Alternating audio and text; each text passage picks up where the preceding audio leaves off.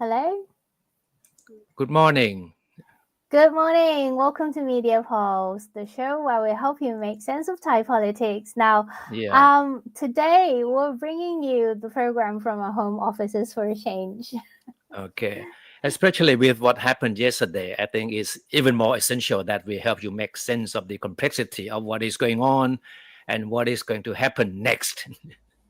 Exactly. Yeah, there's so many things to unpack, right, in Thai politics. Because as we all know, Paetongtarn was dismissed from office yesterday over the telephone conversation with the Cambodian Senate President Hun Sen. The judges voted 6-3 in a decision that ousted her. Mm. Right. So Paetongtarn is ousted, and so the big question is what will happen next. We know that the court ruling yesterday was very lengthy, and before we go into details, we would like to give you a short summary of what happened in the court yesterday. Now, in short, the court ruled that Paetongtarn's phone conversation with Hun Sen was not carried out in good faith, dismissing her claim that the call was initiated in order to find ways to de-escalate the rising border tensions between the two countries at the time. And the court views the way she conducted the conversation as being unbecoming of a prime minister who should be considerate and careful, but she wasn't. And it shows that Paetongtarn placed her own interests above that of the country. And the court also ruled that Paetongtarn put Thailand's national security at risk by revealing confidential information concerning border security measures to the Cambodian strongman during the conversation, and by criticizing Thailand's regional army commander in charge of border security, and that was General Bunsin Pat Klang, of course, who by now has become one of the country's best known generals. Yes, yes. And by the Mhm. way, this is a story that is widely reported by many international media outlets as well. Let's take a look at these headlines. We have like Mm. headlines from the BBC, CNN, a lot of international media, France 24, they're also talking about it. Mainly, the language was that Prime Minister Paetongtarn is ousted over the phone conversation as well. Um, Yeah. yeah. So yes, here are some of the samples that we gathered for you to review this morning. I'm sure a lot of people are wondering what's next and how this will potentially impact the economy and the future policy directions of the governments as well. But before Mm. we get into that, let's recap what the Constitutional Court says in the verdict. And to understand that, we need to look into this part of the Constitution. In particular, it's Article 160. Yeah, you're right. Um, Because this article forms the basis of the court ruling against the prime minister yesterday, right? What does it mm. say? Well, it says cabinet members must demonstrate clear integrity and must not engage in conduct that constitutes a serious breach of ethical standards. So Mm. I guess integrity and ethical standards are the key words here. I see. So based on this, the court ruled that Paetongtarn's words, her choice of words and phrases in the phone conversation with Hun Sen, demonstrated that she was only aiming to increase her own domestic popularity. And the court read out a lengthy part of the conversation where Paetongtarn asked Hun Sen, the Cambodian Senate President, to have pity on her as her popularity dropped and people in Thailand were banishing her to become the Prime Minister of Cambodia. I mean, that was a Yeah. very most outstanding part of one of the most outstanding parts of a conversation that Yeah. really formed the basis for the court to rule against her. Yeah, the ruling was that asking for sympathy is not a negotiation technique, like she said, Mm. but a damage to public trust in the office of the prime minister and national integrity as well. Mm. Also, there was the part where she said, "Let us know what you want, and all can be arranged." That was viewed as her unconditionally offering an opportunity to Cambodia during the time when the armed forces in Thailand and the National Security Council had not resolved to open the border checkpoints. Yeah, in court's view, that raised doubts if she could have acted in ways that favored Cambodia over Thailand's national interest. And as a result, public trust and confidence in her as prime minister has been undermined. And then there is the part about calling the commander of the Second Army Region the opponent or people of the opposite side, and using the pronoun we to represent herself and Hun Sen. In short, she was implying that the commander of the Second Army Region wasn't in the same team with the Thai government at the time. Yeah, Paetongtarn actually mentioned this in her defense earlier. She said that this is a negotiation tactic of separating the people from the problem. Remember, in our previous episode, we talked about this, and it came from a book called Getting to Yes, which is very popular. That's right. Yeah, but in the court's view, her words were construed as demonstrating political weakness to Cambodia, which may open up opportunities for them to interfere with national issues. So, no, by saying that she was trying to separate the people from the problem by criticizing the regional army commander, the court deemed that Paetongtarn was only telling the Cambodian former prime minister some kind of confidential information that shouldn't have been made public. And she was implying that there was disunity between the armed forces and the government. And the court viewed that kind of statement would certainly strike Hun Sen, as something that will make the Cambodian, embolden Cambodians' position and vis-a-vis Thailand in the midst of the rising tensions between the two countries. Yeah, there were also other parts of the conversation mentioned as well. Like the court says, it actually ruled that it was not a personal conversation, because she was talking both in the capacity of a Thai citizen and the Thai prime minister. That's so right. Yeah, to say that it was only a personal conversation with the Senate President of Cambodia, whom she has personal relationship with, doesn't sound right. The court says it's not a personal conversation, basically. Okay. All right. So that's the gist of the court ruling yesterday, and the Prime Minister Paetongtarn had no choice but to accept the verdict. Yeah, she didn't show up in person at the court yesterday, but was watching the broadcast at the government house. And then she had a press conference only a few hours after she was dismissed. It was probably her best speech yet, a lot of people said. The best speech in the best speech in the sense that first she didn't read the speech from her tablet, right?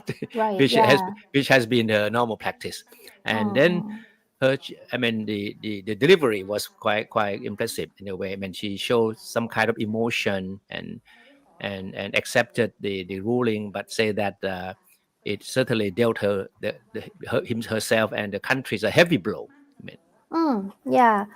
She said that she respected the Constitutional Court's decision, but insisted that her intention has always been to do her best for the country, with her true aim being to protect the lives of Thai citizens and soldiers.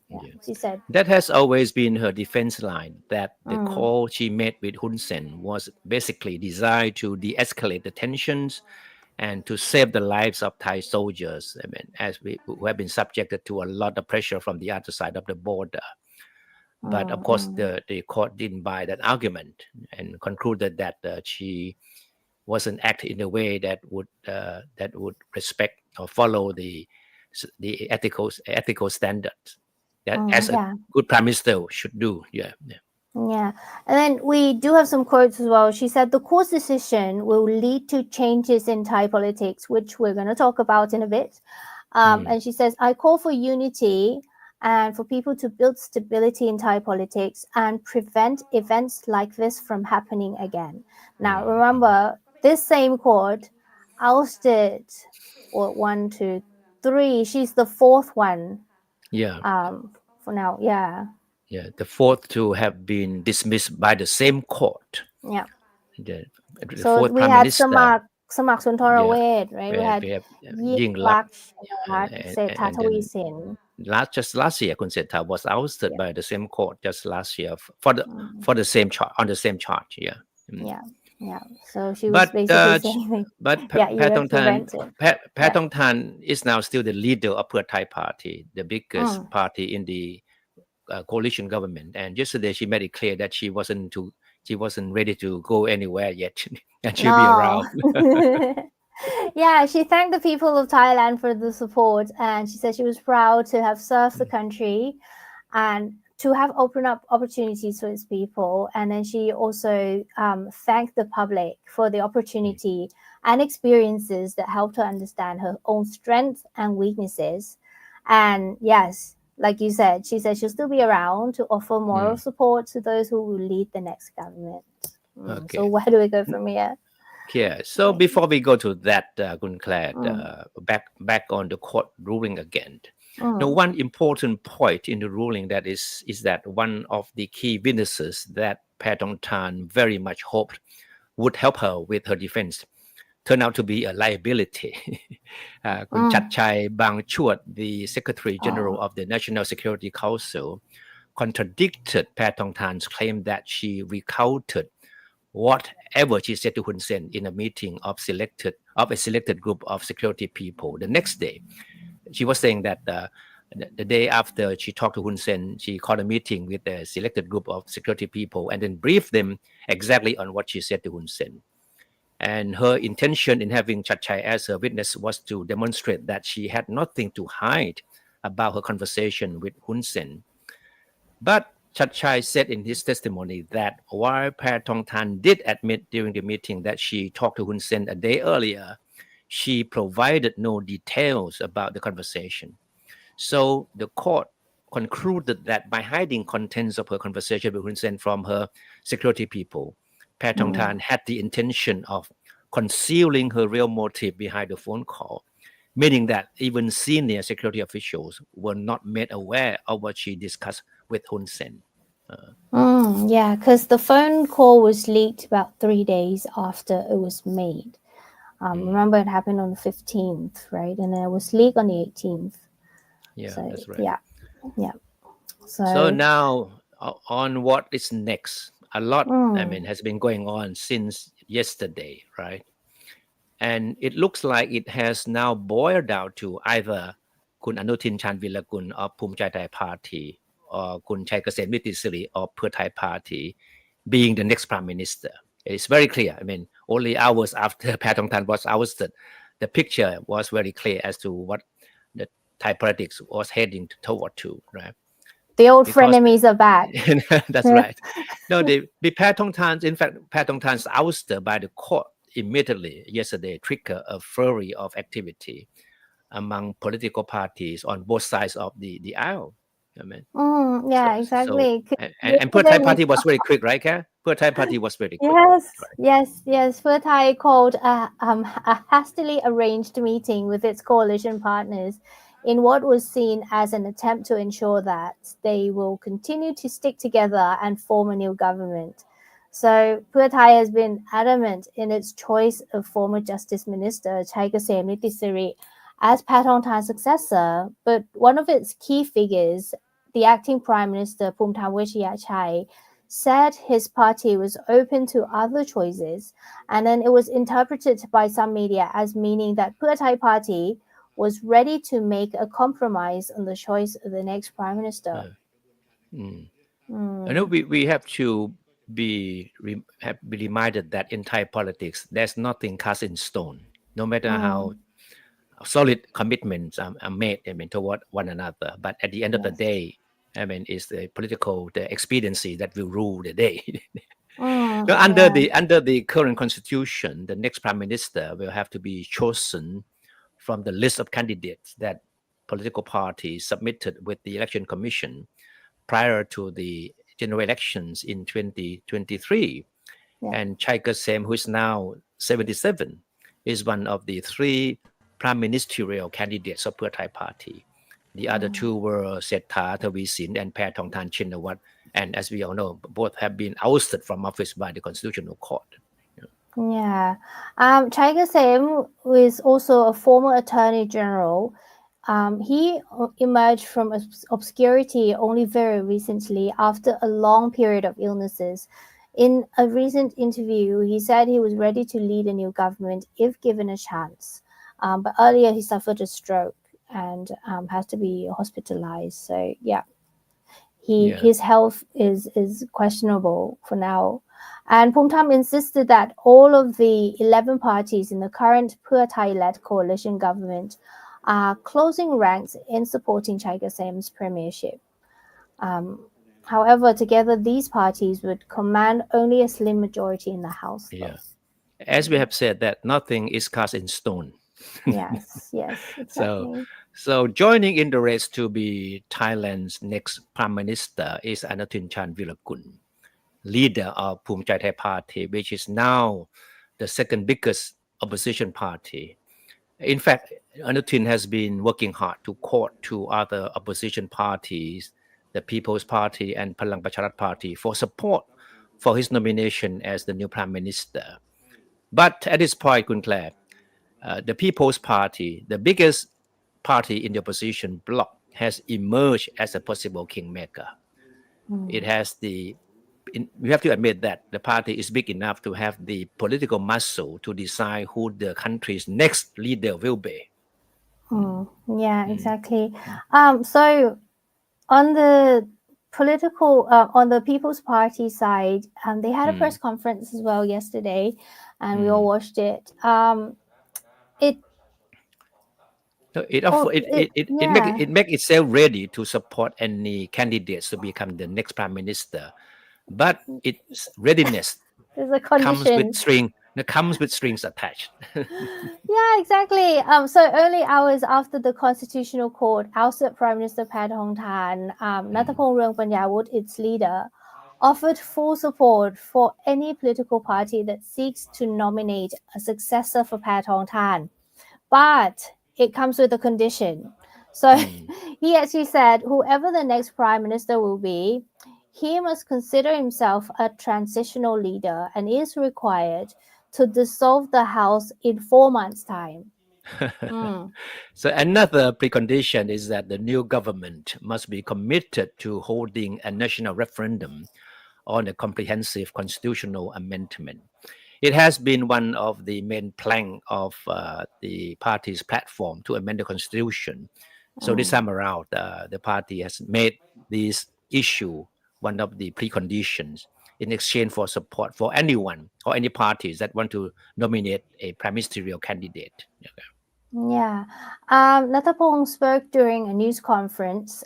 He said the party will continue to concentrate on its legislative role and will not be part of the new government, meaning that it will not demand any cabinet seats in the government whose prime minister it will support. This is very unprecedented. A party, declaring support for any other parties that want to form a government, but without demanding any portfolios in the new government. It is very interesting. Usually it's unusual, isn't it? Because usually if you are in the government, at least you get one seat, like one portfolio, no matter how small. And not long after Nathapong's press conference, Phum Chai Thai leader Anutin Charnvirakul, accompanied by the few key figures of the party, show up at the headquarters of the People's Party and spent more than an hour talking to Nathapong, the leader of the People's Party. And a few hours later, Phum Chai Thai Party issued a press statement saying that it accepted all the preconditions put forth by the People's Party, including a commitment to dissolve the House in 4 months' time after taking office. The party also said that resolving the ongoing border conflicts with Cambodia would be one of its top priorities. And when asked during a press conference last night whether he was ready to lead the next government, Anutin said he has prepared himself to become prime minister since 2019. He was referring to the general elections that year in which Phumchai Thai Party had a very strong showing. And Anutin said he will invite other parties to help form a new government. Can you imagine what a strange combination it would be given the policy platforms differences between the two parties, meaning Phumchai Thai and People's Party? But anyway, so that will set the stage for a show between Pheu Thai and Phumchai Thai parties in the House in a vote for the next Prime Minister. A simple majority is needed to decide who will take the country's top executive post. Yeah. As we have said, that the Pheu Thai-led coalition has only a slim majority. It has, out of the 500 MPs in the House, it has 253, just 3 MPs above more than the other side. And while the opposition bloc has 239 MPs. But the biggest challenge here is that it's for the two parties to try to win over the undecided factions or MPs in the House. And there are already signs that some MPs on both sides of the aisle more than ready to break ranks. Now, in Thai politics, I mean, it's always the so-called fence sitters who make the real difference. Exactly. Yes. And so how soon do we find out? If you check the headlines this morning, the Parliament has actually issued a letter to MPs that there are going to be meetings between the 3rd and the 5th of September. So that means that vote might be coming soon. Yeah, that's where they will pick the new prime minister. Yeah. So it will come down to a competition between the Pheu Thai-led and Phumchai Thai-led factions in the House. And the latest that we have learned is that there are factions within the parties in the Pheu Thai-led coalition that have already sent out signals that they are considering crossing the aisle. Remember the Cobras. So we have terms for these people, right? Yeah. It comes from a folk tale, a very old Thai folk tale about a cobra and a farmer. So basically the farmer looked after the cobra that was injured, and then at the end it ended up biting its owner. So that's why the term political cobras. So it refers to MPs who defected from the party. Oh, I see. All right, so this weekend is certainly going to be a very busy weekend. Exactly, and well into next week as well. Next week is the week to watch in Thai politics as they pick the new prime minister and who will form the new cabinet and hopefully lead the country into the future. So yeah, we are hopeful. But anyway, thank you so much everyone for watching. I can't read the comments today on screen. I don't know why, but anyway, thank you so much for watching. We'll be back next week, definitely. Okay. Goodbye. All right. Goodbye. Thank you.